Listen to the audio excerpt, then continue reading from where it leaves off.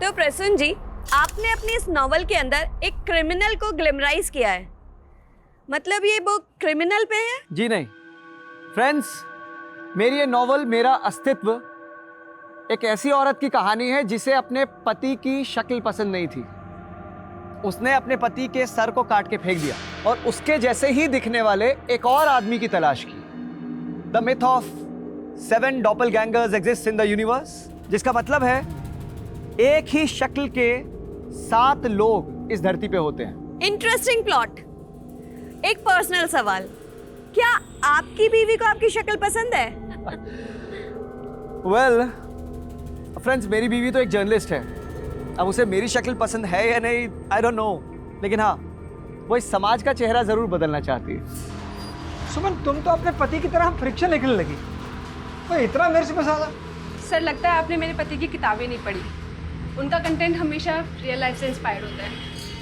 और सर रही बात मेरी, तो मैं भी हमेशा सच ही लिखती हूँ। You mean Gonda murder case में एक भैंस को बांधने वाली रस्सी का गायब करना क्रिमिनल का षड्यंत्र है?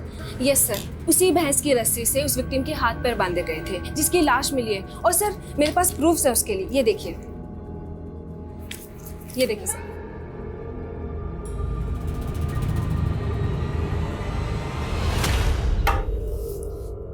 तुम्हारी वाइफ भले ही समाज का चेहरा बदल दे, पर तुम्हारी फितरत कभी नहीं बदल सकती, है ना?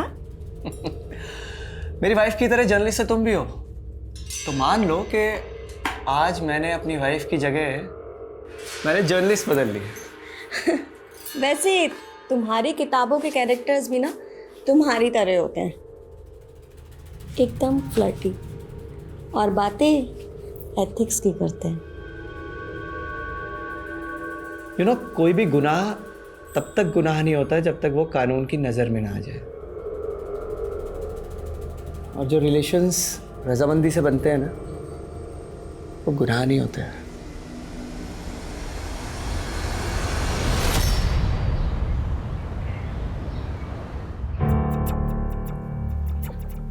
आदित्य, कब से खेल रहे हो यार? फोन दो मेरा। नो। अरे दो ना, मुझे घर निकलना है। फोन दो मेरा। आदित्य, आदित्य, गोविंद का फोन दो। फोन दो गोविंद का। मम्मा, ये लो। थैंक्स। चलो अंदर, चलो चलो अंदर। सारा दिन मोबाइल पर लगे रहते हो। ये देख आलिया को हर वक्त पढ़ाई में ध्यान रखती है। चल अब अपनी बुक्स उठा। अरे छोड़ो ना मम्मी, मुझे ना पापा जैसा राइटर बनना है, ना आपके जैसे जर्नलिस्ट। तो मुझे पढ़ने की क्या जरूरत? I want to become a gamer. अरे वाह, कितना एम्बिशियस बेटा है मेरा। So you want to be a gamer, हाँ? यस डैडी, मुझे दुनिया का सबसे बेस्ट गेमर बनना है। Yes, proud of you champ. वैसे तुम्हें पता है, तुमने अपने डैडी को उनकी अगली नॉवल का आइडिया दे दिया, द गेमर। कैसा है? बहुत अच्छा है। हाँ, वैसे भी तुमसे बड़ा गेमर तो कोई हो ही नहीं सकता है। प्रसून, एक काम क्यों नहीं करते हो? तुम अगला नोवेल खुद पे लिख डालो, देखना बहुत चलेगी। वो तो चलेगी, लेकिन फिलहाल इस प्रसून को अपनी अगली नॉवल की लॉन्च पे कंसंट्रेट करना है, फिर से बाहर जाना है। प्रसून, तुम्हें पता ना कि तुम पूरे 3 दिन बाद लौटे हो? अगले 3 दिन और गायब रहना है, सिर्फ शक्ल दिखानी। प्रसून, क्या देख रहे हो? बुक्स लेकर आओ, अपनी पढ़ाई करो। गेमर बाद में बनना।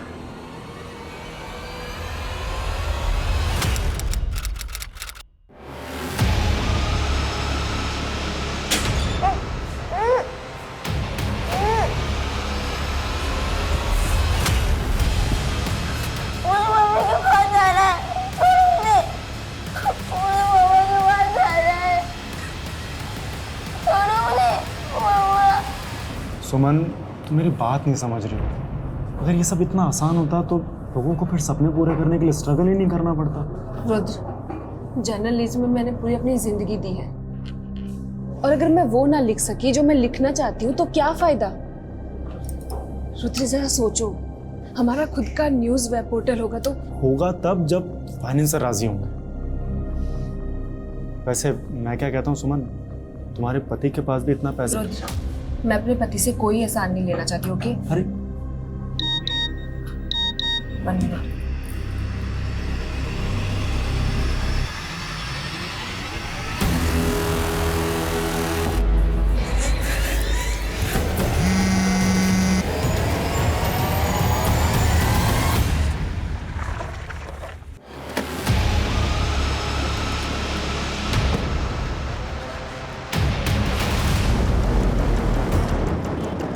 पीछे हटिए, पीछे हटिए। सर, एक रागिर ने लाश देखी तो हमें कॉल किया। आइए सर।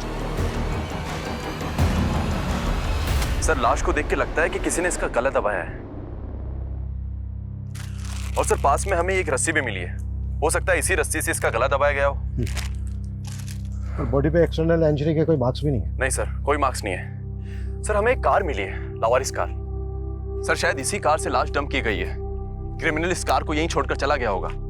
या सर, ये भी हो सकता है कि ये कार चोरी की हो। हाँ, लेकिन ये भी तो हो सकता है कि ये कार इसी लड़की की हो। कार में कुछ मिला? इस कार के पेपर वगैरह? नहीं सर, कार में कुछ नहीं मिला। मैंने अच्छे से चेक कर लिया है और कार की डिटेल निकालने के लिए भी बोल दिया है। सर, ये देखिए। सर, पासर भाई ने तो सिर्फ एक औरत की लाश देख के कॉल किया था, लेकिन यहाँ तो एक बच्चा भी है। गाड़ी में कोई खून मिला था क्या? नहीं सर, गाड़ी एकदम क्लीन है। इसका मतलब यह है कि बच्चों को कहीं मारकर यहाँ नहीं लाया गया, बल्कि बच्चे को यहीं लाकर मारा गया है। लेकिन सवाल, और ये मार्ग सिर्फ यहीं तक है, यहाँ से आगे नहीं है। इसका मतलब यह है कि बच्चे को यहाँ लाकर मारा गया है। लेकिन सवाल यह उठता है कि दोनों लाशों को अलग अलग जगह पर डंप क्यों किया गया? Excuse me sir. हेलो, सुमन सिंह? ठीक है सर। वो कार किसकी है ये पता चल गया। वो कार जर्नलिस्ट सुमन सिंह की है। जर्नलिस्ट सुमन सिंह?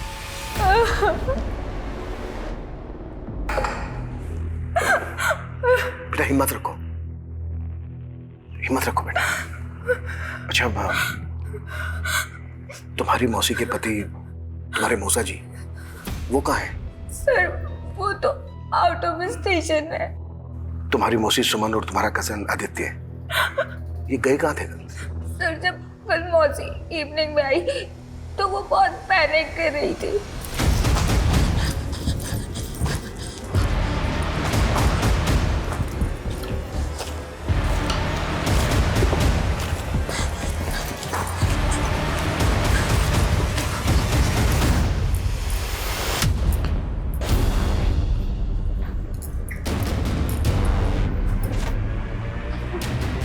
मौसी,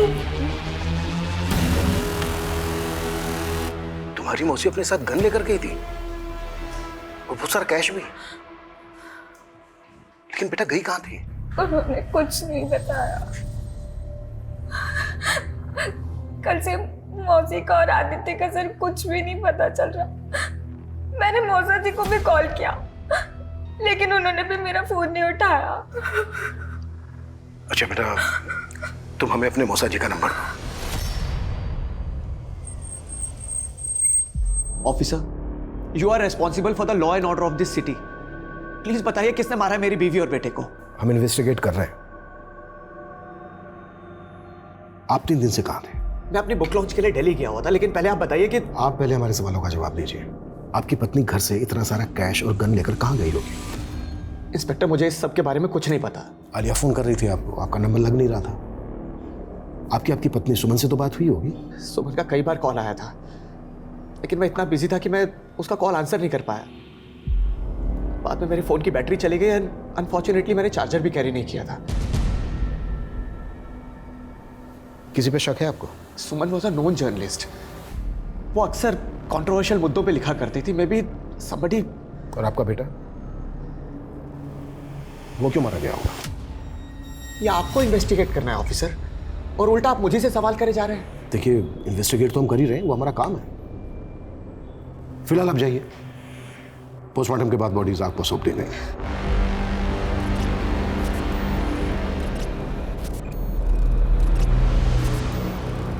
ये आदमी सस्पेंस थ्रिलर नॉवल लिखता है, हमें इसका सस्पेंस पता करना है। फोन की बैटरी चले जाना, चार्जर कैरी ना करना, कहीं इसकी कुकड स्टोरी तो नहीं है? पता करो इसकी बीवी के साथ रिश्ता कैसा था। सर। हेलो, जर्नलिस्ट सुमन के मर्डर की वजह जानना चाहते हो? आप कौन? उसका लैपटॉप चेक करो, वजह ही वजह छिपी है।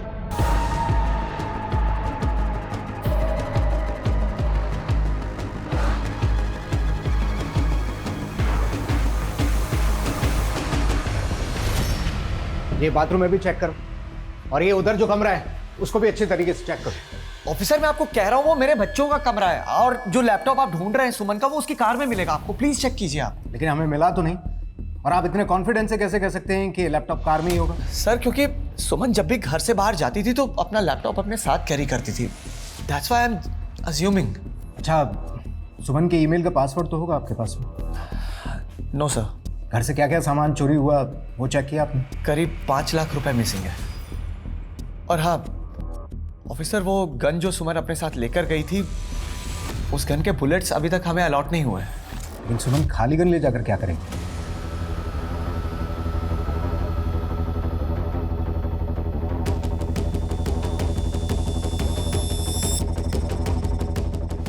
सर कांस्टेबल यादव को जो कॉल आया था वो मायापुरी के एक पीसीओ से था, लेकिन ये मालूम नहीं चल रहा कि वो कॉल किसने किया था। सर कहीं कोई हमें सुमन के लैपटॉप में उलझा के भटका तो नहीं रहा?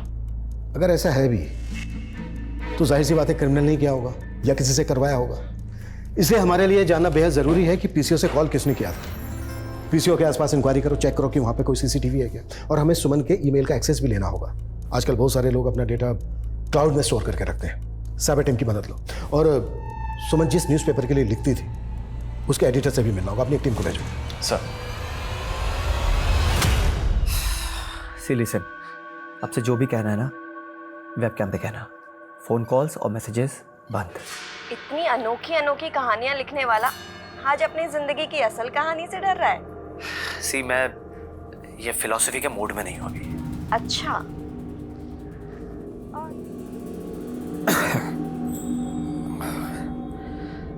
सी वर्तिका, अच्छा अगर मैं तुम्हें कहूँ कि मैंने तुम्हें एक्चुअल में रिकॉर्ड कर लिया तो? व्हाट? अरे बाबा मजाक कर रही हूँ। देखो वर्तिका, तुम कौन है?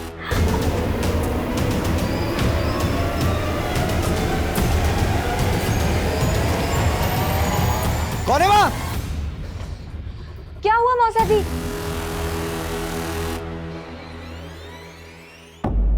सर सुमन ने तो हमारे लिए लिखना बंद कर दिया था। सुमन का तो 5 साल का एक्सक्लूसिव कॉन्ट्रैक्ट था ना आपके साथ में, और अभी 2 साल बचे थे।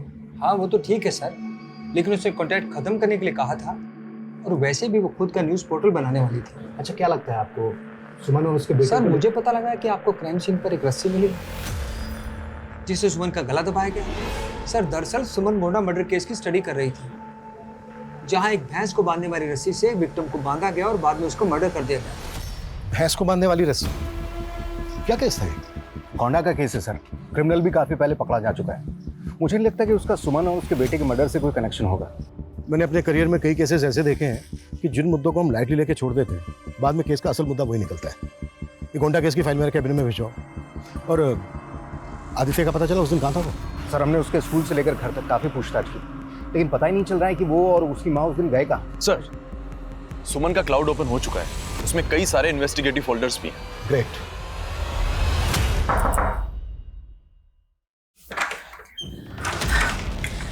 थैंक यू सीमा, मुझे लगा नहीं था कि चिट पे लिखे नंबर पे तो मुझे कॉल करोगी। सीमा को याद है लगता है। दीदी आप डरो मत, ये रघु है यहाँ का गार्ड, हमारे साथ ही है। अंदर चलिए। दीदी मैंने इन्हीं के फ़ोन से फ़ोन किया था, ये बहुत अच्छे हैं। सीमा, मैंने सुना है कि इस ऑर्फनेज की बच्चियों के साथ ज्यादती होती है। ज्यादती तो बहुत छोटा शब्द है। यहाँ का मैनेजर हम लड़कियों को बड़े बड़े पार्टीज में बेचता है, और वहाँ हमारे साथ। सीमा डरो मत, मैं तुम सबको इंसाफ दिलाऊंगी। ओके रघु, तुम उस मैनेजर के खिलाफ बयान दोगे? मैडम वो मरवा देगा, लेकिन मैं सीमा की मदद भी करना चाहता हूँ क्योंकि मैं इसे प्यार करता हूँ। बाकी क्लिप्स में तो ऑर्फनेज से जुड़ा हुआ कुछ नहीं मिल रहा।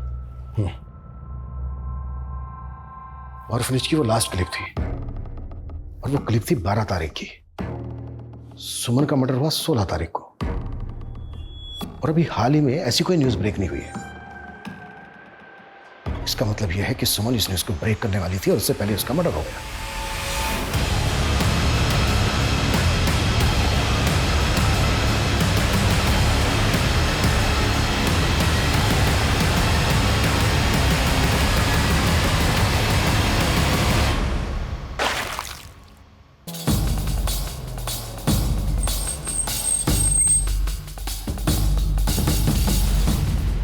सर, इस जर्नलिस्ट के मर्डर के बारे में मैंने सुना था। ये लेडी हमारे एनजीओ के बारे में कुछ आर्टिकल लिखना चाहती थी कि हम लोग किस तरीके से यहाँ पर बच्चों की सेवा करते हैं। आपके एनजीओ में एक रघु नाम का गार्ड था, हमें पता चला है कि वो सुमन के टच में था। सर, वो तो अचानक नौकरी छोड़कर भाग गया। हमें शक है कि रघु सुमन और उसके बेटे आदित्य के मर्डर में इन्वॉल्व है। उसकी सारी डिटेल दीजिए।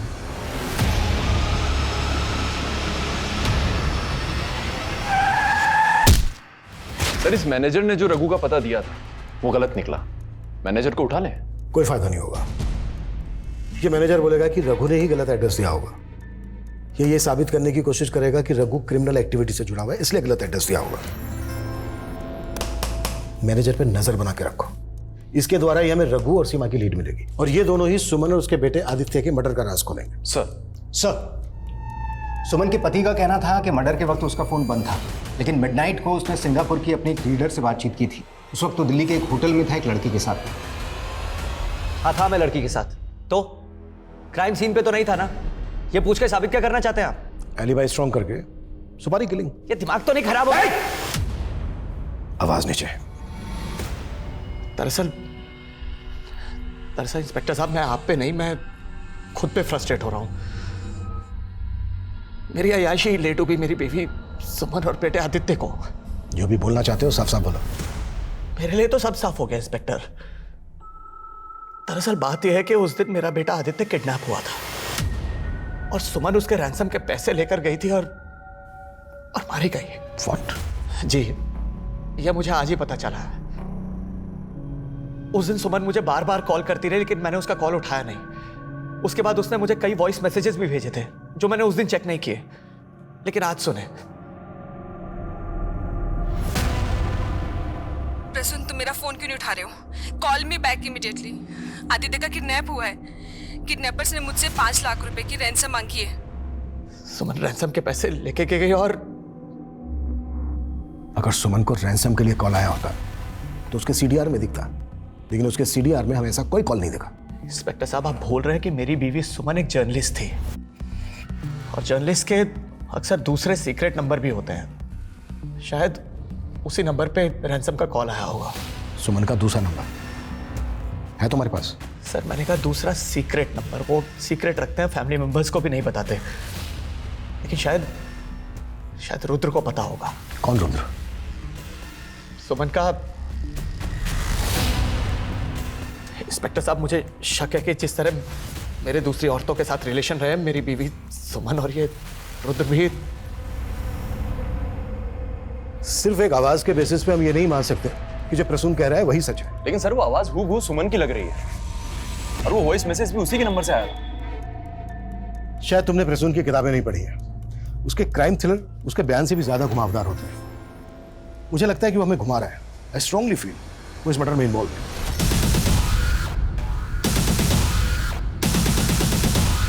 सर, सुमन कोई दूसरा नंबर यूज नहीं करती थी। उसका पति झूठ बोल रहा है। वो तो ये भी कह रहा है कि जरा रिश्ता था उसकी पत्नी सुमन के साथ। सर, कैसी बातें कर रहे हैं सर? मेरा और सुमन का कोई रिश्ता नहीं था। सर, मैंने आपको फोन किया और आप मुझ पे शक कर रहे हैं। वो पीसीओ से कॉल तूने किया था? जर्नलिस्ट सुमन के मर्डर की वजह जानना चाहते हो? लेकिन सुमन का लैपटॉप तो हमें मिला नहीं और तूने कॉल करके कहा था कि उसकी मौत का कारण उसके लैपटॉप में मिलेगा। सर, एक्चुअली सुमन एक ऑर्फनेज को इन्वेस्टिगेट कर रही थी। लैपटॉप में उसी की क्लिप थी। मैं और सुमन मिलके एक न्यूज़ पोर्टल लॉन्च करने वाले थे और वो ऑर्फनेज की न्यूज़ ही हमारी पहली पब्लिश न्यूज़ होती।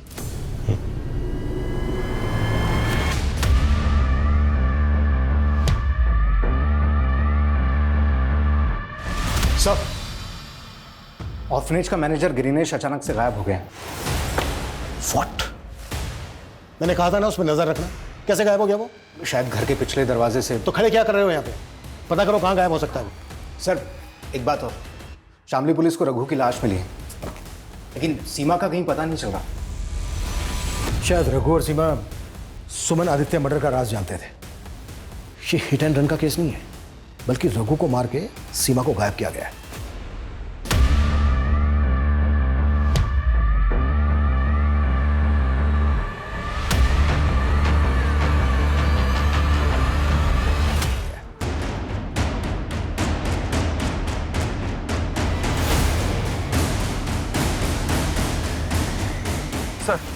हमें यहाँ एक सरकटी लाश मिली है। आइए सर।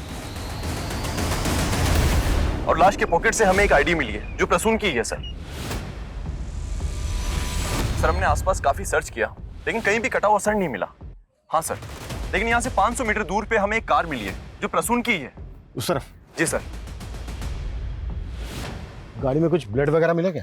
नहीं सर, कार एकदम क्लीन है। लेकिन सर आदित्य की किडनैपिंग, रैंसम और सुमन के वॉइस मैसेज के बाद में हो सकता है ये प्रसून की एक नई साजिश हो। अपने आप को मर्डर चार्जेस से बचाने के लिए किसी की लाश को डूब करके भाग गया होगा। एक फेमस बुक ऑथर अपने आप को इस तरह से गायब करे, इस पे यकीन करना थोड़ा सा मुश्किल है। पर कभी कभी गुनाहों की दुनिया किताबों की दुनिया जैसी काल्पनिक लगती है। क्या ये भी इसी तरह का अपराध है? सर हम लाश का डीएनए आदित्य के डीएनए से मैच करते हैं। रिपोर्ट आने में बहुत टाइम लगेगा। तब तक तुम ये पता करो कि प्रसून का कोई जानने वाला गायब है क्या जिसकी कदकाठी उस सरकटी लाश से मैच करती है। Okay sir. सर आप मुझे बेकार में परेशान कर रहे हैं। अगर ये सब प्रसून ने किया है तो मैं इसमें इन्वॉल्व नहीं हूँ। सुमन और आदित्य की हत्या के वक्त तुम प्रसून के साथ थी, वो भी एक होटल रूम में। आफ्टर ड्यूटी आप क्या करते हैं इट्स योर प्राइवेट लाइफ, और सबकी प्राइवेट लाइफ किसी क्राइम से नहीं जुड़ी हो सकती। आप जा सकते हैं। सर, इस ऑर्फनेज की लड़कियों की लिस्ट देखिए, इसमें एक नाम आलिया का भी है। आलिया? कौन, वो सुमन की भतीजी? Yes sir. लेकिन उसका नाम इस लिस्ट में कैसे हो सकता है? मेरी पेरेंट्स की मौत के बाद मैं अपने चाचा चाची के साथ रहने लगी थी, लेकिन मेरे चाचा वो मुझे रोज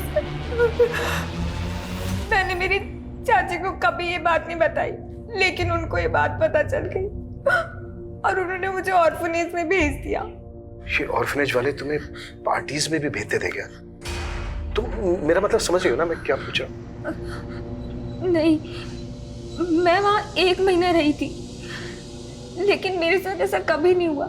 लेकिन सीमा बताती है कि उसके साथ ये सब होता रहता था। और जब मैं मौसी के साथ यहाँ घर आई तब मैं उन्हें ये बता नहीं पाई, और जब मैंने एक दिन उनको ये बताया तो वो वहां पर इन्वेस्टिगेट करने लगे। अच्छा बेटा, तुम्हारी मौसी ने तुम्हारे चाचा के खिलाफ कोई एक्शन क्यों नहीं लिया? चाचा को सजा दिलवाना चाहती थी, लेकिन उससे पहले तुम्हें कुछ आइडिया इस वक्त सीमा कहाँ पर होगी? वो कहती थी कि वो भोपाल की रहने वाली है, और उसी ने मुझे बताया था कि उसका असली नाम नाजिया है।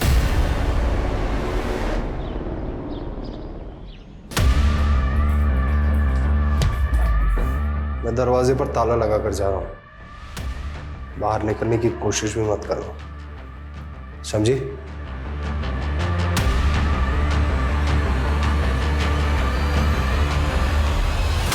प्रसून का सोशल मीडिया पर एक चैनल है, उस पर एक वीडियो अपलोड हुआ है प्रसून का सरकटी लाश मिलने के अगले दिन। दोस्तों, आप लोग मेरी नई नॉवल मेरा अस्तित्व को लेके काफी एक्साइटेड हैं, लेकिन मैं आपको कुछ बताना चाहता हूं।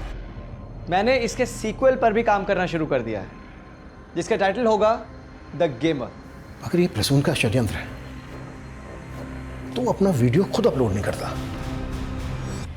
या तो फिर ये वीडियो पहले से अपलोडेड था जिसको एक पर्टिकुलर डेट पे रिलीज करने की सेटिंग की गई होगी, या फिर ये वीडियो किसी और ने अपलोड किया है प्रसून के चैनल पर। सर मैं पता करता हूँ, लेकिन सर एक और बात है, एक विदेशी फिल्म है जिसका प्लॉट बिल्कुल इस केस की तरह है। उसमें भी एक आदमी अपने बीवी बच्चे को मारकर एक सरकटी लाश के पास अपनी पहचान के कुछ सबूत छोड़ जाता है। अगर प्रसून उस फिल्म से इंस्पायर्ड है तो हमें यह भी पता करना होगा उस सरकटी लाश किसकी थी। सर मैंने चेक किया है, लेकिन उसके बैकग्राउंड में कोई भी ऐसा नहीं है जो गायब हुआ हो।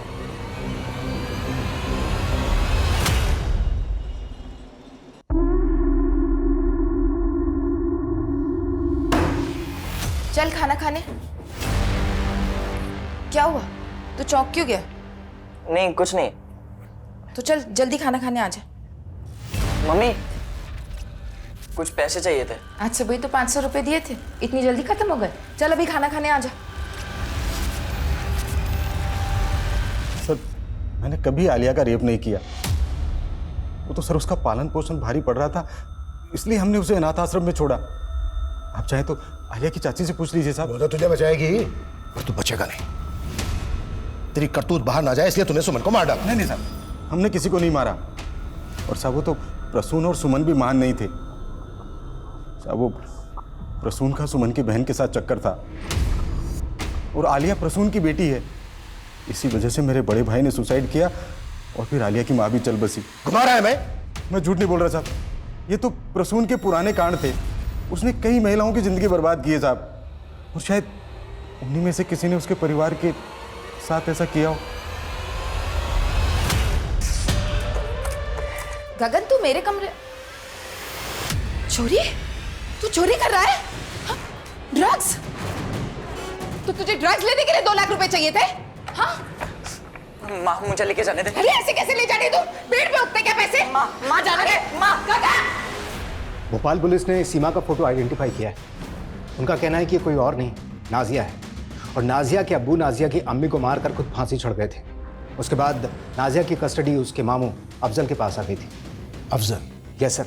और इस अफजल का फोटो भी मिला है। ये अफजल कोई और नहीं, ऑर्फनेज का मैनेजर ग्रीनेश ही है।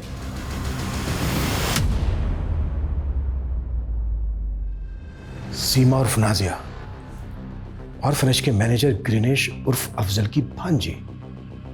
और सर पता चला है कि इस अफजल का विदिशा में घर भी है।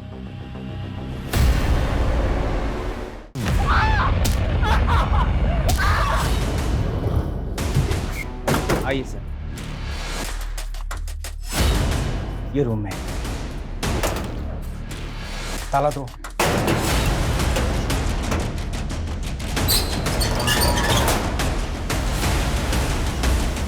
पूरे घर को अच्छी तरीके से चेक करो।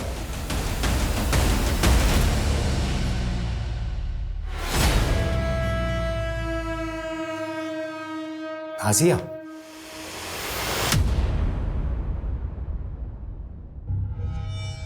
मामू मुझे वहां बंद करके गए थे। मुझे नहीं मालूम वो कहाँ है। और तुम्हें ये तो मालूम होगा, तुम्हारा मामू अफजल ऑर्फनेज में ग्रीनिश बन के रह रहा था और तुम सीमा। चल क्या रहा था ये? मैं अपने ही मामू की कठपुतली बन के रह गई थी।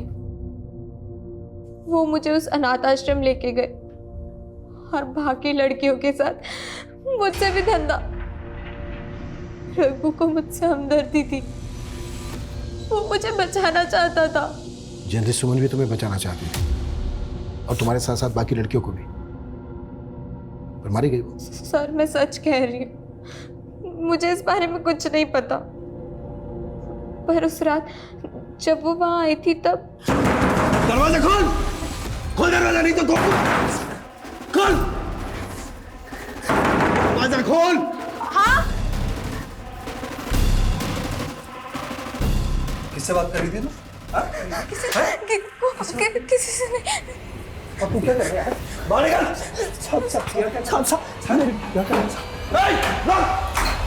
मामू को सब पता चल गया था। फिर उन्होंने मुझे और रघु को अलग कर दिया,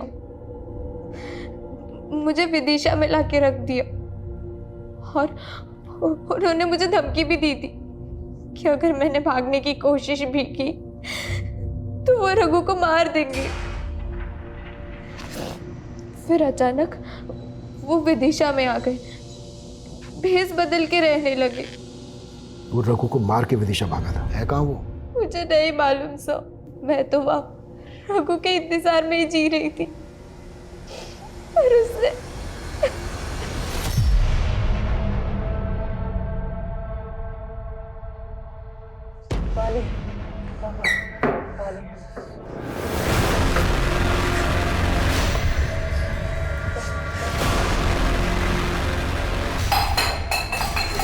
पानी वानी कुछ नहीं मिलेगा इससे।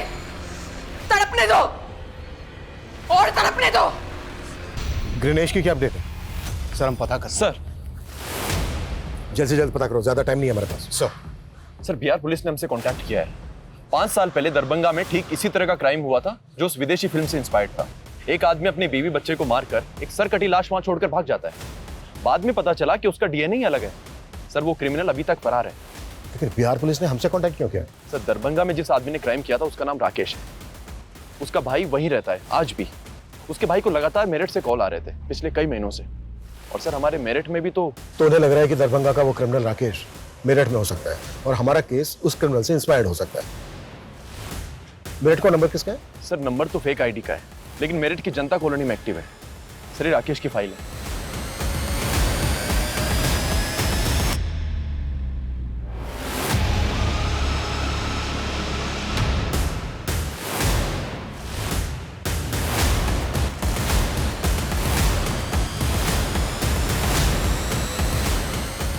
सुनिए, ये इनको कहीं देखा है, पहचानते हैं? ये तो रोहित भाई है, अभी अभी सिगरेट लेके गया। किधर गए? इधर गया। अनिल,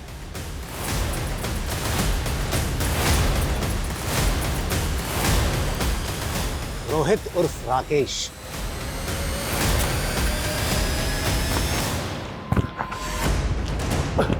पांच साल से दरभंगा पुलिस को चकमा दे रहा था और अब यहाँ के प्रसून और उसकी फैमिली को। सर मैं प्रसून और उसकी फैमिली को जानता तक नहीं सर, लेकिन मैं अपनी बीवी की चिक चिक से बहुत तंग था सर। एक दिन गुस्से में उसका खून कर बैठा और मजबूरी में मुझे अपने बेटे को भी मारना पड़ा। फिर मैंने उन दोनों की लाश फेंक दी। दरभंगा पुलिस को जब लाश मिली तो सर वो मुझ पे ही शक करने लगे। उससे निजात पाने के लिए मेरे अंदर उधेड़-बुन चल रही थी सर। और फिर सर मैं विदेशी फिल्म की स्टोरी को अपनी रियल लाइफ में कॉपी करने की सोचने लगा। और फिर मैंने एक भिखारी ढूंढा और उसका सर काट के अलग कर दिया और उसकी जेब में अपनी आईडी डाल दी। सर मैं तो यहाँ पर अपनी पहचान बदल के रह रहा था, लेकिन यहाँ भी मेरे जैसा मर्डर। मैं तो खुद हैरान हूँ कि मेरा तरीका किसने कॉपी कर लिया सर। चल एक बार को मान लेते हैं कि तू सच बोल रहा है। तो ये बता, यहाँ पे ये बात तूने अपनी किसी को बताई थी? एक दिन नशे में एक लड़के के आगे मुंह खोल बैठा था सर। मुझसे चालाकी करने की कोशिश भी मत करना, तू जानता नहीं मैं क्या चीज़ हूँ। अबे दरभंगा पुलिस को 5 साल से घुमा रहा हूँ, तू क्या चीज़ है? कौन था वो लड़का? गगन। सर मैं खुद गगन को लेके काफी दिनों से परेशान हूँ। पता नहीं कहाँ चला गया वो। कहीं चला गया? तो छिपा के रखा उसको कहीं? मेरे बेटे को इसकी लत है, उसको यहाँ रोक के रखना आसान नहीं है। अपनी तलब पूरी करने के लिए वो कभी भी भाग जाता है। कभी भी भाग?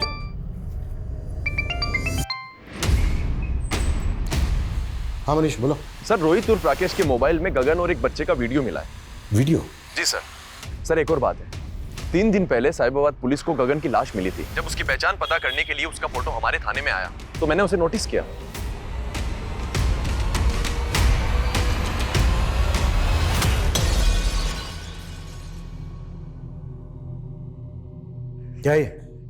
क्या है? सर वो मैं बस पैसे के लिए ब्लैकमेल सर।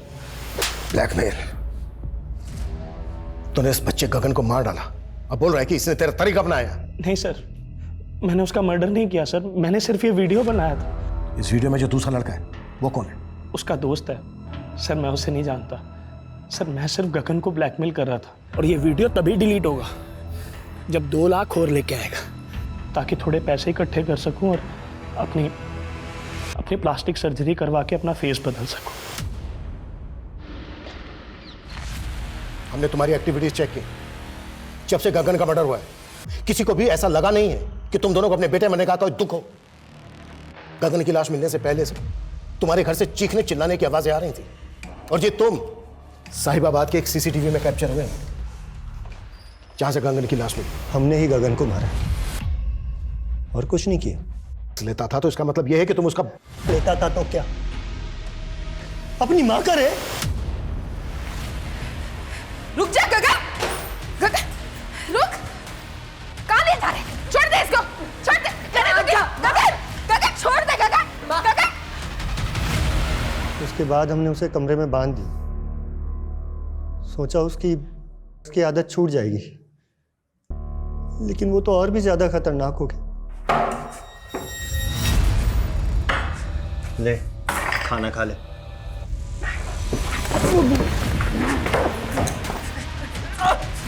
कहाँ भाग के जा रहे हो?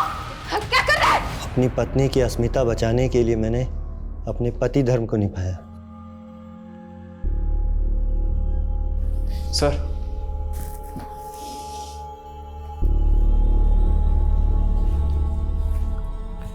हाँ मनीष। सर वीडियो में दिख रहे उस दूसरे बच्चे का मालूम चल गया है, वो गगन के स्कूल में पढ़ता था।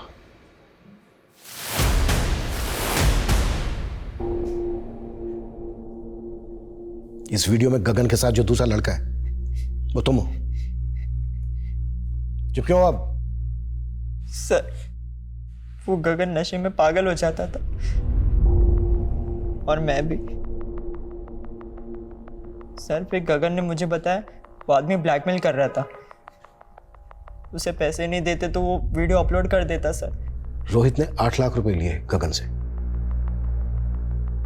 इतना सारा पैसा कहां से आया तुम लोगों के पास? सर वो गगन का माइंड था सर। उसके दोस्त ने बोला कि आदित्य को उठा लेंगे तो। गगन का कौन दोस्त? सर उसको मैं नहीं जानता सर, वो बस उसका नाम मालूम है, गोविंद। वो आदित्य को मोबाइल गेम का शौक था तो गगन ने उसे दोस्ती की और उसे बोला कि उसे गेम खेलने देगा अपने फ़ोन में। फिर हम उसे ले आए और अपने बेटे को जिंदा देखना चाहती है तो 5 लाख रुपए लगेंगे। आप प्लीज मेरे आदित्य को कुछ मत करना, बस मैं अभी आपके पास पहुंच रही हूँ।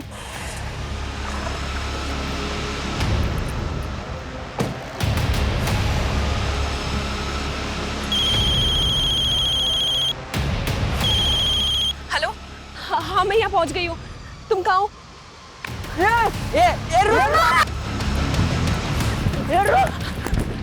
आदि, आदि, छोड़ो, मैं गोली चला दूंगी वरना। हटो यहाँ से। आदि, आदि, आदि, आदि, प्लीज, प्लीज मुझे छोड़ दो। आप क्या खाली बंदूक से डराती है? तुम्हें पैसे चाहिए ना? पैसे ले लो। पैसे तो हम लेके रहेंगे लेकिन तुझे जिंदा नहीं छोड़ सकते। तूने हमारा चेहरा देख लिया है। वो भाग रहा, पकड़ पकड़ उसको। गन हमारे किसी काम की नहीं थी इसलिए फेंक दी। मोबाइल और लैपटॉप बेच के जो पैसे मिले वो गगन ने रोहित को दे दिए। और प्रसून? मैंने कुछ नहीं किया सर, और वो गगन ने जो भी किया वो गोविंद के कहने पे किया था सर। तुमने सब पैक कर लिया ना? हाँ कर लिया है। कुछ रहा तो नहीं? नहीं नहीं, चलो चलो।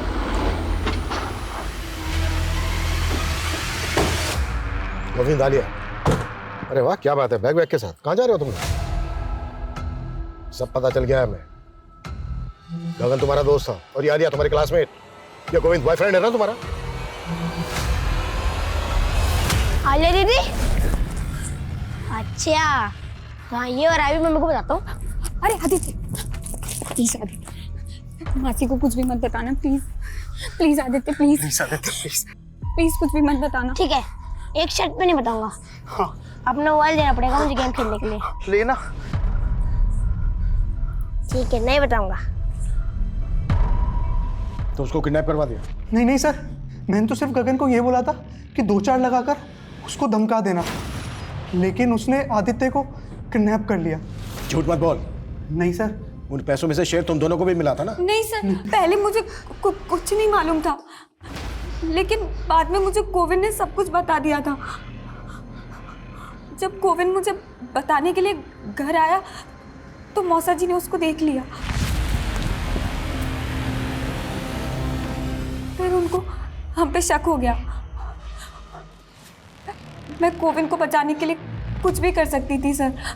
अंकल आप गलत सोच रहे हैं, ऐसा कुछ भी नहीं है। मैंने खुद देखा तुम्हें भागते हुए, झूठ मत बोलना। और जब तुम भागे तभी ये अंदर से बाहर आई थी। सच सच बोलो, क्या चल रहा है तुम दोनों के बीच में? और सुमन और आदित्य के मर्डर से तुम्हारा क्या कनेक्शन है? कोई कनेक्शन नहीं है मौसा जी, वो उस दिन मैं वो ऐसा कुछ भी नहीं है, उल्टा मुझे गगन पे शक है। लास्ट टाइम आदित्य को मैंने उसके साथ ही देखा था, वो गीता कॉलोनी के पास वो जो जंगल है ना, वहाँ पे वो अपने दोस्तों के साथ नशा करता है। बताया था ना मैंने तुमको। हाँ, वो तुम जानते हो वो जगह? हाँ मैं जानता हूँ ना। चलो मेरे साथ। आप चलिए। गाड़ी में जाते जाते मैंने गगन को मैसेज कर दिया था कि मैं परशुन अंकल को लेकर गीता कॉलोनी के पास वाले जंगल में आ रहा हूँ, तू हथियार लेकर तैयार रहना।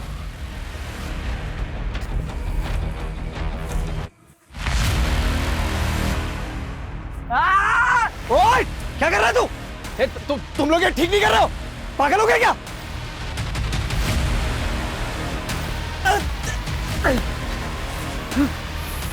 मुझे छोड़ दो, मुझे छोड़ दो, मुझे कुछ मत करो। फिर गगन ने उनका सर नाले में फेंक दिया। तुमसे एक ये छोटी सी बात बर्दाश्त नहीं हुई कि वो बच्चा तुम्हारा फोन इस्तेमाल करता था और तुम्हारी मौसी तुम्हें ऑर्फनेज से लेकर आई, बेटी की तरह पाल रही थी तुम्हें, मां का प्यार दे रही थी। उसका परिवार खत्म करते वक्त तुमने एक बार भी नहीं सोचा